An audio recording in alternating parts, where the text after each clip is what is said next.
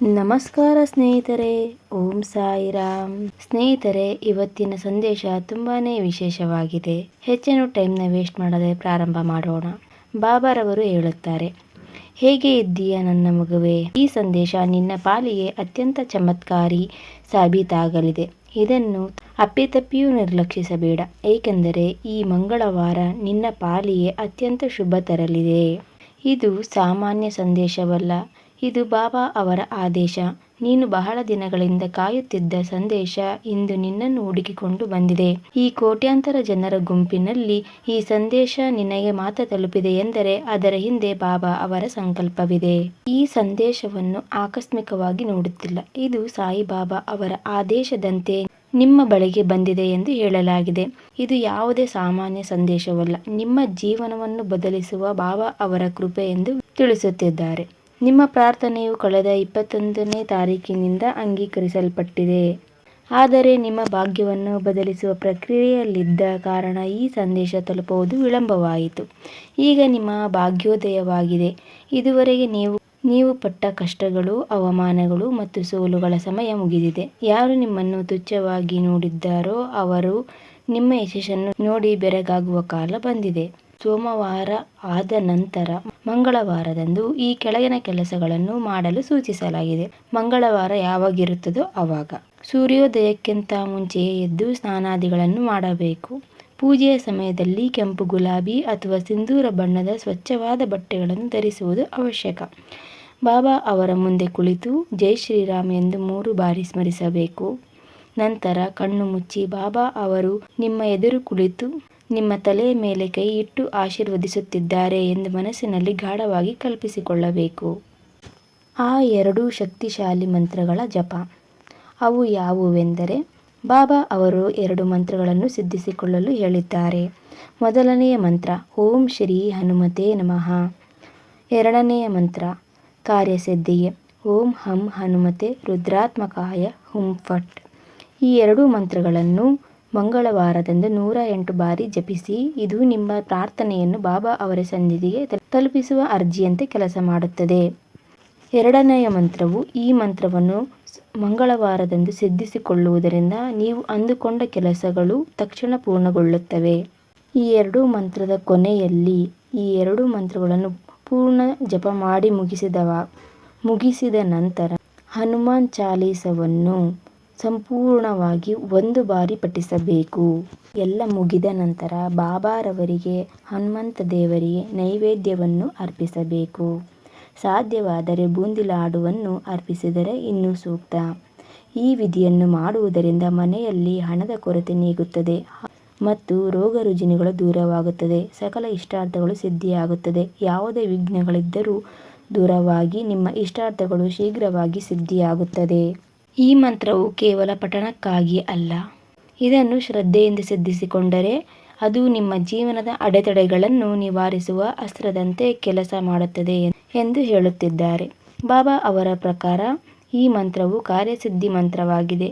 ನೀವು ಎಷ್ಟೇ ಪ್ರಯತ್ನ ಪಟ್ಟರೂ, ಯಾವುದಾದರೂ ಕೆಲಸ ಅರ್ಧಕ್ಕೆ ನಿಂತಿದ್ದರೆ ಅಥವಾ ಅದೃಷ್ಟ ಕೈಕೊಡುತ್ತಿದ್ದರೆ ಈ ಮಂತ್ರದ ಶಕ್ತಿಯು ಆ ಕೆಲಸ ಪೂರ್ಣಗೊಳ್ಳಲು ಸಹಾಯ ಮಾಡುತ್ತದೆ. ಇದು ನಿಮ್ಮ ಸುತ್ತಲಿನ ನಕಾರಾತ್ಮಕ ಶಕ್ತಿಗಳನ್ನು ನಾಶಪಡಿಸಿ ವಿಜಯವನ್ನು ತಂದುಕೊಡುತ್ತದೆ.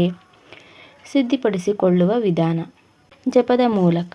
ಮಂಗಳವಾರದಂದು ಪೂಜೆಯ ಸಮಯದಲ್ಲಿ ಬಾಬಾ ಅವರ ಎದುರು ಕುಳಿತು ಸಂಪೂರ್ಣ ಏಕಾಗ್ರತೆಯಿಂದ ಈ ಮಂತ್ರವನ್ನು ಸತತವಾಗಿ 108 ಬಾರಿ ಜಪಿಸಬೇಕು. ಹೀಗೆ ಮಾಡುವುದರಿಂದ ಮಂತ್ರವು ನಿಮ್ಮ ಪಾಲಿಗೆ ಸಿದ್ಧಿಯಾಗುತ್ತದೆ, ಅಂದರೆ ಮಂತ್ರದ ಶಕ್ತಿ ನಿಮ್ಮಲ್ಲಿ ಜಾಗೃತವಾಗುತ್ತದೆ. ಇನ್ನೊಂದು ವಿಧಾನ ಬರವಣಿಗೆಯ ಮೂಲಕ ಹೆಚ್ಚು ಶಕ್ತಿಶಾಲಿಯಾಗಿರುತ್ತದೆ. ನೀವು ಇನ್ನೂ ಹೆಚ್ಚಿನ ಲಾಭವನ್ನು ಮತ್ತು ಬೇಗನೆ ಶಕ್ತಿಯನ್ನು ಪಡೆಯಲು ಬಯಸಿದರೆ ಒಂದು ಬಿಳಿ ಕಾಗದದ ಮೇಲೆ ಈ ಮಂತ್ರವನ್ನು 108 ಬಾರಿ ಬರೆಯಬೇಕು. ಬರೆಯುವಾಗ ಮನಸ್ಸಿನಲ್ಲಿ ಬಾಬಾ ಅವರ ಧ್ಯಾನ ಇರಬೇಕು. ಈ ಕಾಗದವನ್ನು ಪೂಜೆಯಲ್ಲಿ ಇಟ್ಟು ನಂತರ ಅದನ್ನು ನಿಮ್ಮ ಬಳಿ ಇಟ್ಟುಕೊಳ್ಳುವುದು ಬಹಳ ಶುಭ. 9 ಮಂಗಳವಾರಗಳ ಕಾಲ 108 ಬಾರಿ ಬರೆಯಬೇಕು. ಇದರಿಂದಾಗಿ ನಿಮ್ಮ ಇಷ್ಟಾರ್ಥಗಳು ಸಿದ್ಧಿಯಾಗುತ್ತದೆ. ಒಮ್ಮೆ ಮಂಗಳವಾರ ಈ ಮಂತ್ರವನ್ನು ಸಿದ್ಧಿಸಿಕೊಂಡ ನಂತರ ನೀವು ಯಾವುದಾದರೂ ಪ್ರಮುಖ ಕೆಲಸಕ್ಕೆ ಹೊರಡುವಾಗ ಅಥವಾ ಯಾವುದೇ ಇಚ್ಛೆಯನ್ನು ಈಡೇರಿಸಿಕೊಳ್ಳುವ ಮೊದಲು ಕೇವಲ 1 ಬಾರಿ ಈ ಮಂತ್ರವನ್ನು ಸ್ಮರಿಸಿದರೆ ಸಾಕು. ಆ ಕೆಲಸವು ಬಾಬಾ ಅವರ ಕೃಪೆಯಿಂದ ಸಫಲವಾಗುತ್ತದೆ. ಇದುವರೆಗೂ ನೀವು ಅನೇಕ ಅರ್ಜಿಗಳನ್ನು ಪ್ರಾರ್ಥನೆಗಳನ್ನು ಸಲ್ಲಿಸಿರಬಹುದು. ಆದರೆ ಅವು ಏಕೆ ಸಫಲವಾಗಿಲ್ಲ ಎಂದರೆ ನೀವು ಈ ರೀತಿಯ ಮಂತ್ರಸಿದ್ಧಿಯನ್ನು ಮಾಡಿಕೊಂಡಿರಲಿಲ್ಲ. ಈ ಮಂಗಳವಾರ ಈ ಮಂತ್ರಗಳನ್ನು ಸಿದ್ಧಿಸಿಕೊಳ್ಳುವ ಅವಕಾಶವನ್ನು ಕಳೆದುಕೊಳ್ಳಬೇಡಿ. ಇಲ್ಲದಿದ್ದರೆ ಬಾಬಾ ಕೂಡ ಏನು ಮಾಡಲು ಸಾಧ್ಯವಾಗುವುದಿಲ್ಲ ಎಂದು ಎಚ್ಚರಿಕೆ ನೀಡುತ್ತಿದ್ದಾರೆ. ಇದು ನಿಮ್ಮ ಕೆಲಸಗಳಲ್ಲಿ ಬರುವ ಅಡೆತಡೆಗಳನ್ನು ನಿವಾರಿಸಿ ಯಶಸ್ಸು ತಂದುಕೊಡುವ ಶಕ್ತಿಶಾಲಿ ಕಾರ್ಯಸಿದ್ಧಿ ಮಂತ್ರವಾಗಿದೆ.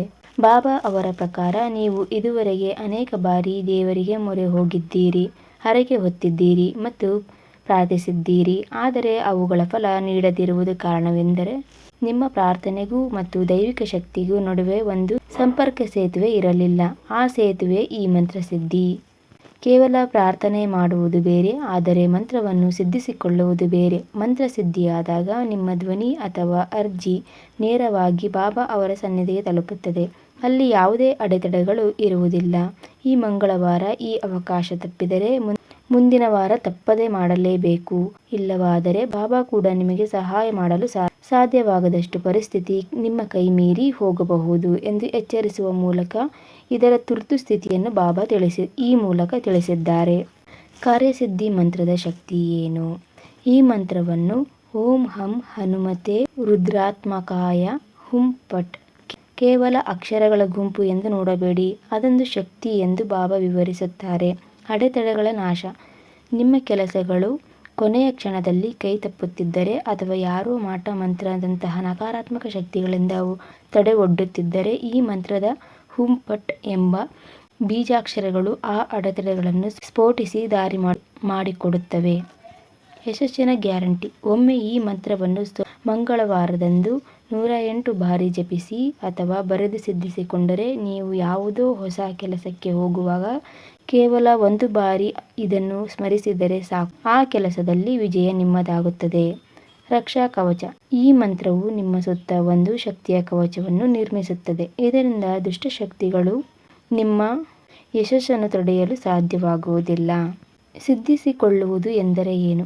ಯಾವುದೇ ಮಂತ್ರವನ್ನು ನಾವು ದಿನಾಲೂ ಹೇಳಬಹುದು, ಆದರೆ ಸಿದ್ಧಿ ಎಂದರೆ ಆ ಮಂತ್ರದ ಪೂರ್ಣ ಶಕ್ತಿಯನ್ನು ನಮ್ಮದಾಗಿಸಿಕೊಳ್ಳುವುದು. ಮಂಗಳವಾರದ ಆ ವಿಶೇಷ ಮುಹೂರ್ತದಲ್ಲಿ ಬಾಬಾ ಹೇಳಿದಂತೆಯೇ ಏಕಾಗ್ರತೆಯಿಂದ 108 ಬಾರಿ ಪಠಿಸಿದಾಗ ಆ ಮಂತ್ರವು ನಿಮ್ಮ ಆತ್ಮದೊಂದಿಗೆ ಒಂದಾಗುತ್ತದೆ. ಆಗ ನೀವು ಆ ಮಂತ್ರವನ್ನು ಯಾವಾಗ ಬಳಸಿದರೂ ಅದು ತಕ್ಷಣ ಕೆಲಸ ಮಾಡುತ್ತದೆ. ಇದನ್ನು ನೀವು ಮಾಡಿದ್ದಾದರೆ ನಿಮ್ಮ ಜೀವನದ ಟರ್ನಿಂಗ್ ಪಾಯಿಂಟ್ ಎಂದು ಕರೆಯಲಾಗಿದೆ. ಅಂದರೆ ಈಗ ಹೇಳಿರ್ತಕ್ಕಂತಹ ಒಂದು ಬೀಜ ಮಂತ್ರ ನೀವು ಪಠನೆ ಮಾಡಿ ಸಿದ್ಧಿ ಮಾಡಿಕೊಂಡ್ರೆ ಇಲ್ಲಿಂದ ನಿಮ್ಮ ಜೀವನ ಪಾಸಿಟಿವ್ ಆಗಿ ಕನ್ವರ್ಟ್ ಆಗುತ್ತೆ. ನಿಮ್ಮ ಸಕಲ ಆಸೆಗಳು ಈಡೇರುತ್ತೆ ಅಂತ ಇಲ್ಲಿ ಹೇಳ್ತಿದ್ದಾರೆ. ಒಂದು ಒಳ್ಳೆ ಟರ್ನಿಂಗ್ ಪಾಯಿಂಟ್ ಸಿಗುತ್ತೆ ಅಂತ ಇಲ್ಲಿ ಹೇಳ್ತಿದ್ದಾರೆ. ನೀವು ಬಹಳ ಕಾಲದಿಂದ ಕಾಯುತ್ತಿದ್ದ ಬದಲಾವಣೆ ಬರಬೇಕೆಂದರೆ ಈ ಮಂಗಳವಾರದ ಮಂತ್ರಸಿದ್ಧಿ ಎಂಬ ಕೈಲಿಕೆಯನ್ನು ಬಳಸಲೇಬೇಕು. ಇದು ನಿಮ್ಮ ಅರ್ಜಿಯನ್ನು ಬಾಬಾ ಅವರ ಪಾದದವರೆಗೆ ತಲುಪಿಸುವ ಏಕೈಕ ಮಾರ್ಗ ಎಂದು ಬಾಬಾ ಈ ಮೂಲಕ ತಿಳಿಸುತ್ತಿದ್ದಾರೆ. ನನ್ನ ಪ್ರೀತಿಯ ಮಗುವೆ, ನಿನ್ನ ಅದೃಷ್ಟ ಬದಲಾಗುವ ಸಮಯ ಬಂದಿದೆ. ನಿನ್ನ ಕಷ್ಟದ ರಾತ್ರಿ ಮುಗಿದು ಯಶಸ್ಸಿನ ಸೂರ್ಯ ಉದಯಿಸಲಿದ್ದಾನೆ. ಮಂಗಳವಾರದ ಈ 2 ಮಂತ್ರಗಳನ್ನು ಸಿದ್ಧಿಸಿಕೊಳ್ಳಿ ಮತ್ತು ನಿನ್ನ ಅರ್ಜಿಯನ್ನು ಬಾಬಾ ಅವರ ಪಾದಕ್ಕೆ ಅರ್ಪಿಸು. ಸದಾ ಸುಖಿಯಾಗಿರು ಎಂಬ ಆಶೀರ್ವಾದವನ್ನು ನೀಡುತ್ತೇನೆ. ನಿನ್ನ ಎಲ್ಲ ಇಚ್ಛೆಗಳು ಪೂರ್ಣಗೊಳ್ಳಲಿ. ಈ ವಿಡಿಯೋ ನಿಮಗೆ ಇಷ್ಟವಾಗಿದ್ದಲ್ಲಿ ನಮ್ಮ ಚಾನಲನ್ನು ಸಬ್ಸ್ಕ್ರೈಬ್ ಮಾಡಲು ಮರೆಯದಿರಿ ಮತ್ತು ಕಮೆಂಟ್ ಬಾಕ್ಸಿನಲ್ಲಿ ಓಂ ಹಂ ಹನುಮತೆ ನಮಃ ಅಥವಾ ಜೈ ಶ್ರೀರಾಮ್ ಎಂದು ಕಮೆಂಟ್ ಮಾಡುವ ಮೂಲಕ ಈ ಸಂದೇಶವನ್ನು ನೀವು ಪಡೆಯಬೇಕಾಗಿ ವಿನಂತಿಸಿಕೊಳ್ಳುತ್ತೇನೆ.